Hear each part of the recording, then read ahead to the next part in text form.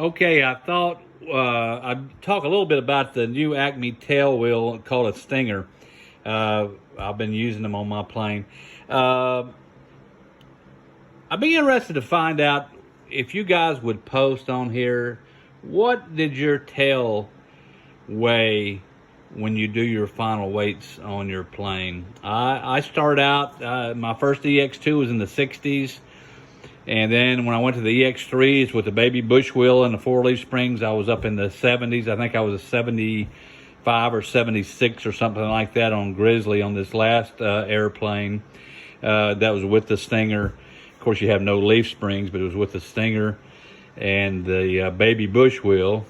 I was talking to Matt McSwain just a few minutes ago, and he said that was the lightest he'd ever heard of one of these. And most of them are in the high hundreds to 200 pounds or so.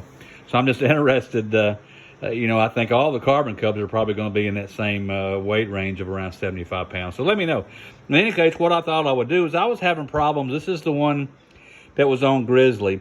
And I could even pick the tail up and I could drop it, and I couldn't get this to move, okay? So I was going over it with Matt. There's a couple of things. The serial numbers, you'll see this is 49023. The 49 series is the size that you want to use for our carbon cubs for that weight of an airplane. The one I had here to put on the plane I'm building now, we were looking at, and I didn't get it directly from Acme. I got it from a dealer, but it was a 60. It actually starts with 69043. So this is a heavier duty one designed for a heavier tail wheel. So I'm actually sending this back to him, and he has sending me a new 4900 to stick in here in place. Now, to soften it up, if you're going to soften this shock up, here's what they said to do. That you see how this one's came where this is actually the jam nut, and this heim is threaded right up so it's tight against here. Probably need to loosen the set nut up like I've done here. Back this heim off so you can just take it like this, and you can just turn it out. See, screw it out, and then go like this. So give it a few turns and give yourself, so much. You should have about so much room before you ever start. This is softening the shock. We're going to soften it up for a lighter tail. Now over here, also what we're going to do is you have these three. Now your baby bush wheel is mounting here. Okay, so you're going to have your wheel here, and this is the part that's mounting to the tail of the aircraft.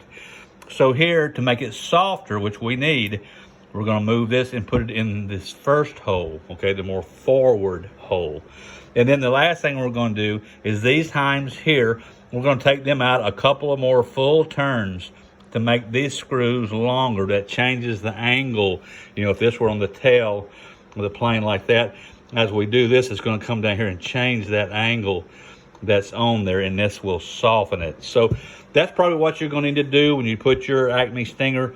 I'll tell you, I did not think this would be that big of a deal, but it is. This shock absorber makes a huge amount of difference, and I really couldn't believe it.